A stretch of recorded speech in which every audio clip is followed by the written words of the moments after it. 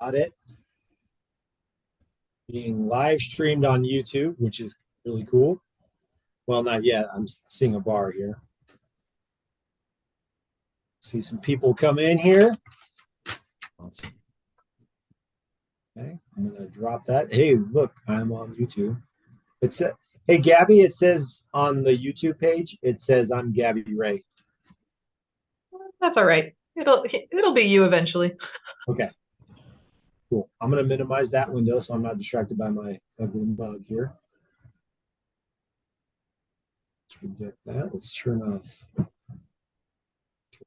disturb to everything. All right, fantastic. Well, let's get moving as people trickle in here. Welcome everybody who are coming in live on YouTube. Welcome everybody who's going to watch this later on your couch.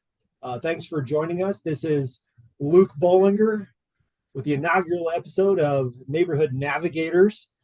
This is something new we're trying out here in Development Neighborhood Services for Parks and Recreation. We were seeing a lot of people not able to attend our nightly meetings for our one, which is our Organizing Neighborhoods of Erie group. So we thought, well, let's pick some different times. Let's pick some different topics. Let's record them. Let's put them on YouTube so people can have access to them. So here we are with Neighborhood Navigators, episode 1, HOA 101. So thanks for joining again. My name is Luke Bollinger. I'm the Development and Neighborhood Services Division Manager for Parks and Recreation.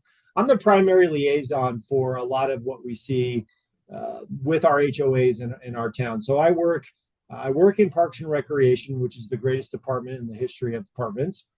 But I also work with Public Works, administration, engineering. I work with a lot of other departments, really to help HOAs kind of navigate, as David will point out, the HOA space. David, I'm going to steal that actually from you, the HOA space nomenclature, because I really like that. So with that, we're going to go ahead and get started. These episodes are intended to be really short, informative, really digestible. So we'll keep it relatively short, no longer than 30 minutes. So let's settle in. I'd like to welcome David Graff with Moeller and Graf. He is an HOA specialist, if you will. I'll let him talk a little bit about it, but he has agreed to be our inaugural guest here on Neighborhood Navigators. So, David, thanks for coming. Tell us a little bit about yourself. Thanks, Luke. Appreciate it. David Graff, Moeller Graf. We're community association attorneys based in Englewood.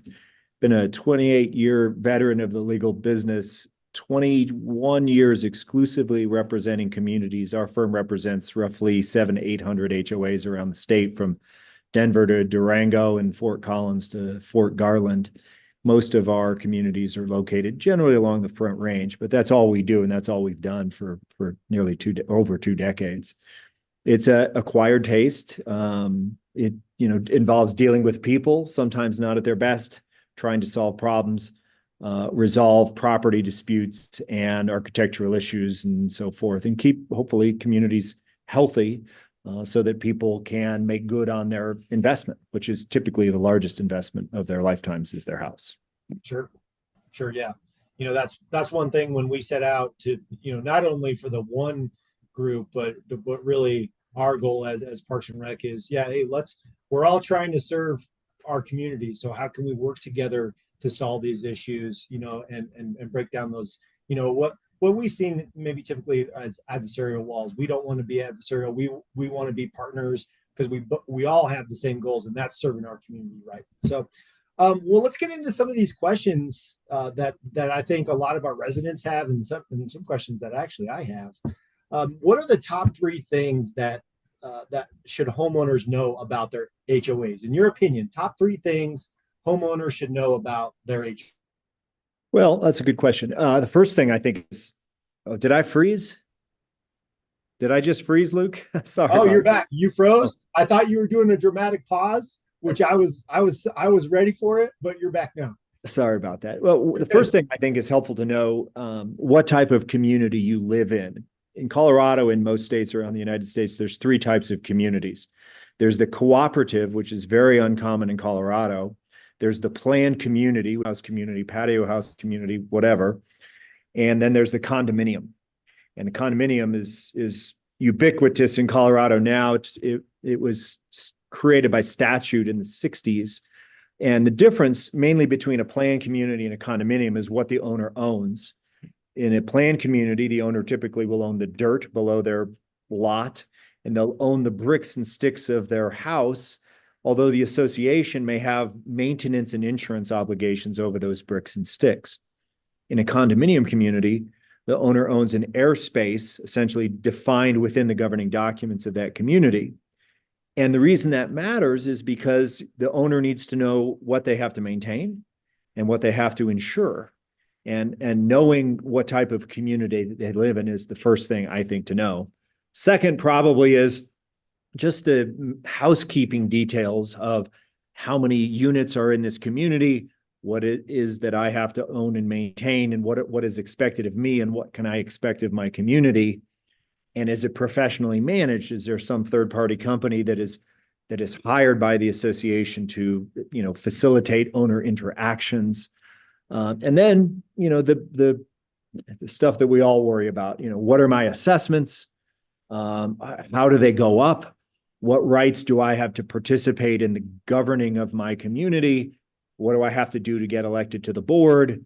When does the board meet? How do they meet? What are my rights to speak at those board meetings? Because this is the most local of any government. It's not technically a government, but it's self-governance. And it's important, I think, for owners to understand that this is not a hotel, right? You have an ownership interest in real estate. And because of that ownership interest, you're a member of what is usually a nonprofit corporation. And that entitles you to attend meetings, to speak, to run for the board, and essentially to govern this shared enterprise that you have with your neighbors. So, David, you mentioned a lot of, what are my assessments? How can I serve on the board? Where do you typically people find those documents? That's a great question. So there's usually four different governing documents. And ideally you would get those at closing before closing, before you buy the home.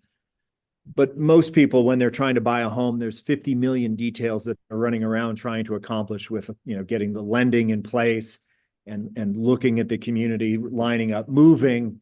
And the last thing most normal people want to do is read 80 or 100 pages of legalese. So you'll get it from the title company before you buy.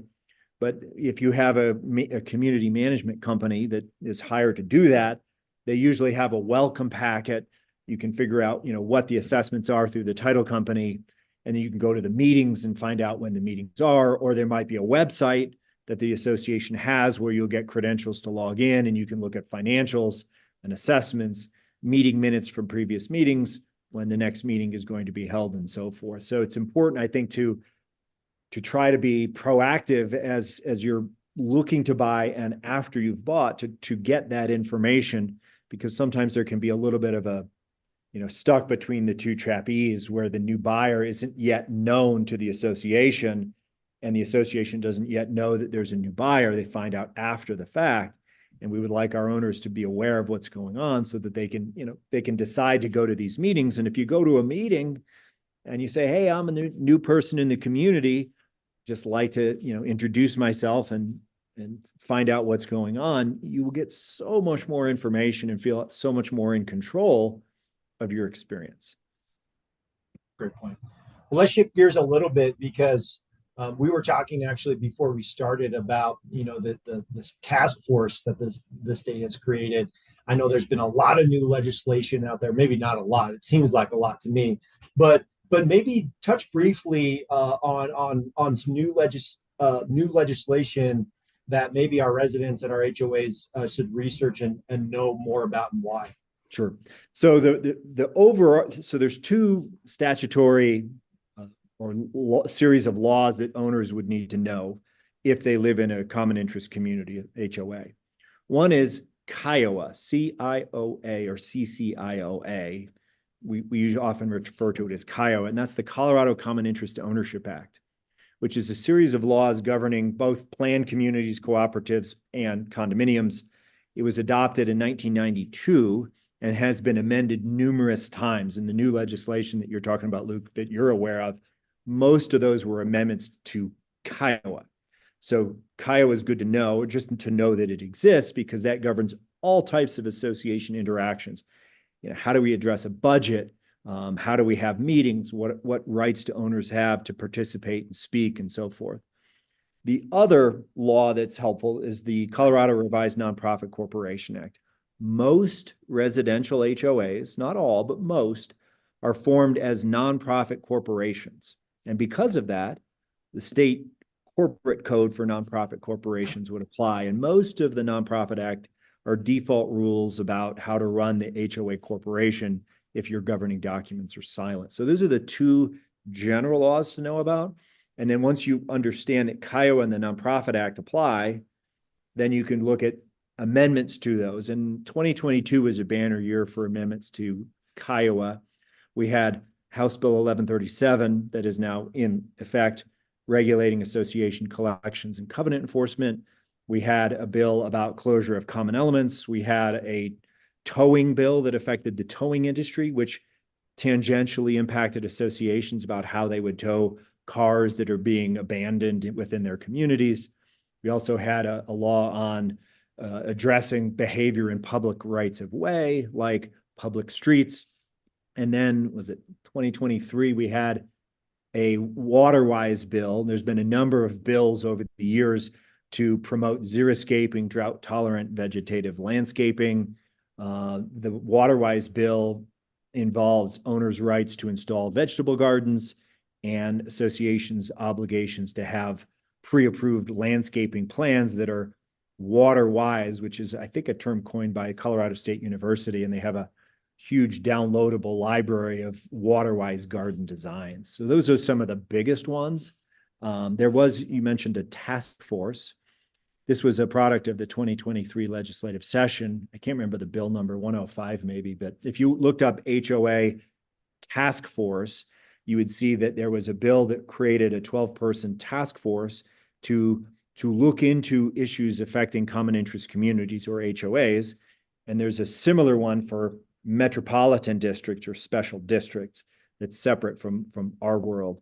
And that they had their second meeting last week, and it's a function, it's overseen by the director of DORA, which is the State Department of Regulatory Agencies, and their meetings are on their YouTube channel. And I was just listening to the last 3 hours and 9 minutes of their meeting from last week, talking about how do we deal with, aggressive or overly aggressive collections or covenant enforcement techniques. Are there changes that need to be made at the legislative level to tweak Kiowa for owner protections from their HOA? What do we do to clean up some of the unanticipated consequences of some of the laws from the 2022 legislative session? So it's interesting listening to. You can learn a lot about associations and hear various viewpoints on, what do we need to do to make associations more functional for the people who live in them for the next, 5, 10, or 20 years. Big moving target. So lot happening. So we may have to have you back, depending on how this goes, because you said a lot of things that definitely impact a lot of owners. I want to touch on one of the questions that we had at the end, but I'm going to bring it up now because you had mentioned it. You had mentioned special districts, right? So we have a lot of metro districts here in Erie. We know the kind of the foundational purpose of a metro district, but maybe can you touch briefly on the difference between a metro district and an HOA? Yeah, sure. In the layman terms. Yeah, and very often it's hard to tell as a consumer the difference. Now, an HOA is a homeowners association that is a creature created by contract. So a developer, and we'll talk a little bit about how they're formed, but a developer records documents in the land records where the property is located, and it creates an HOA. And there's usually, not always, but in most cases, a nonprofit corporation formed to run the HOA.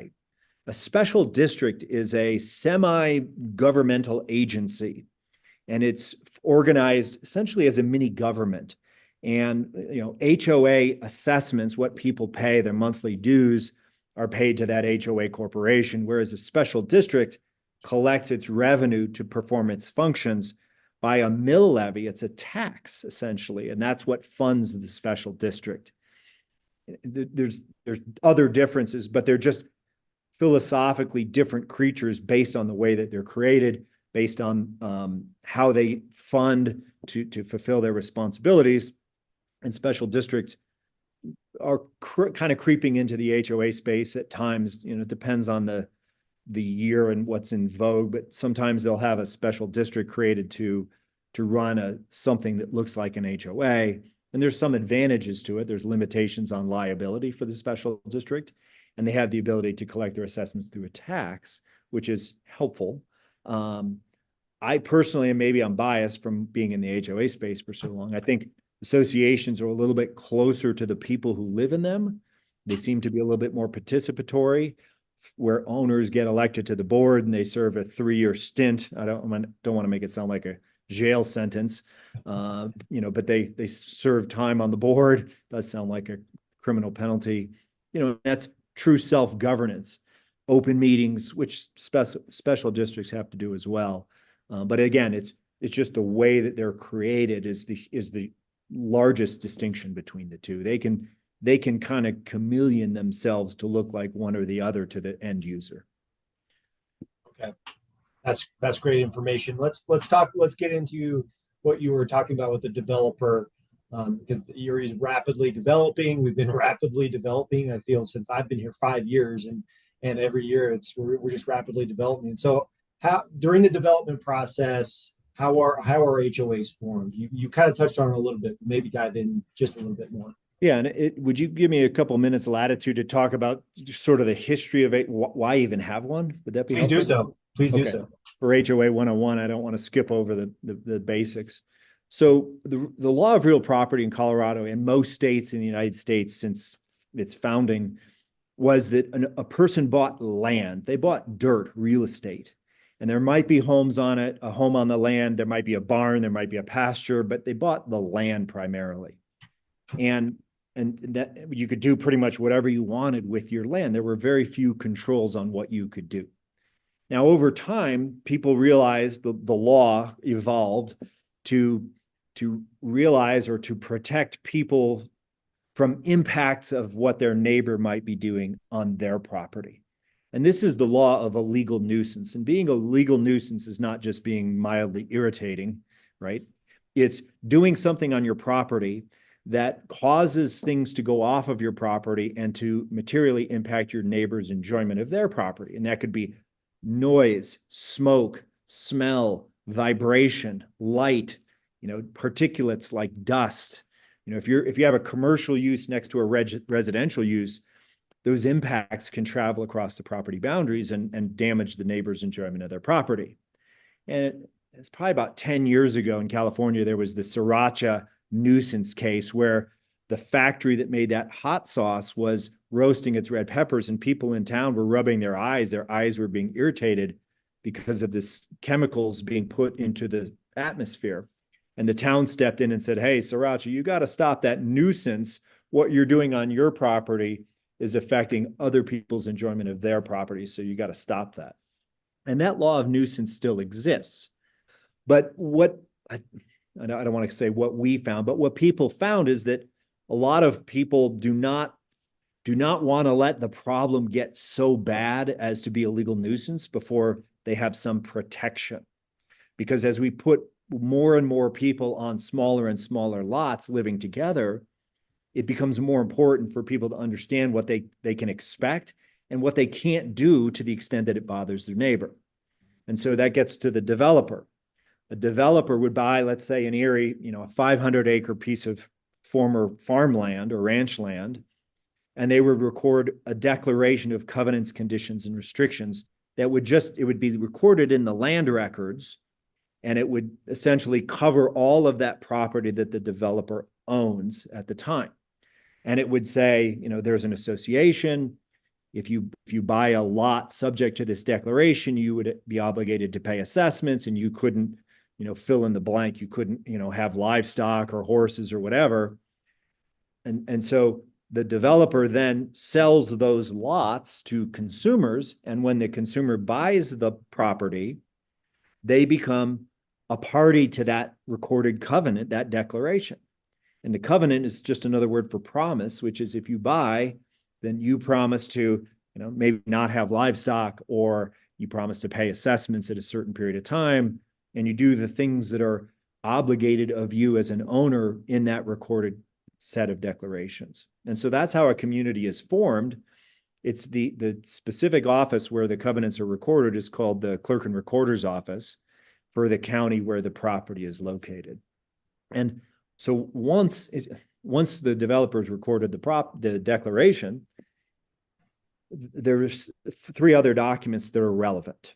Now, if you go down to Denver, just as an example, about I-25 in Hampton, for those of you who know the metro area pretty well, there's on the west side of the highway, there's a number of post-World War II communities that are just blocks of homes built in the late 40s, 50s, and so forth. And they had recorded covenants recorded against each of those blocks. And it was just a list of don'ts. You can't do this. You can't have a 3-story house. You can't have chickens. You can't shoot guns. And there was no homeowners association formed to run that. And what that meant is that if your neighbor was violating the list of don'ts that you all agreed to, you would have to pursue your neighbor to get that problem resolved. There's no HOA corporation. And that doesn't really work all that well, number one, because the people who were involved in trying to solve the problem are emotionally invested in it. And number two, it creates an unsettled expectation because your experience in living in that community could be vastly different depending on who you live next to. And people don't love uncertainty. I know I don't, and markets don't love uncertainty. So they said, okay, instead of having neighbor on neighbor enforcement of these rules, let's create an HOA corporation. It's formed by filing articles of incorporation with the Secretary of State, which is a state agency. It creates a perpetual existence corporation. That's what the articles of incorporation are. Pretty minor in terms of the gravity of what associations have to worry about. And then you have bylaws, which are just the private, usually unrecorded rules of how to run that corporation. And then you have often rules and regulations, which are, lighter stuff, pool rules and what you can put on your patio and all that stuff that would not necessarily be recorded with the covenants, because the covenants can only be amended by the homeowners, whereas the rules and regulations can be amended by a board of directors.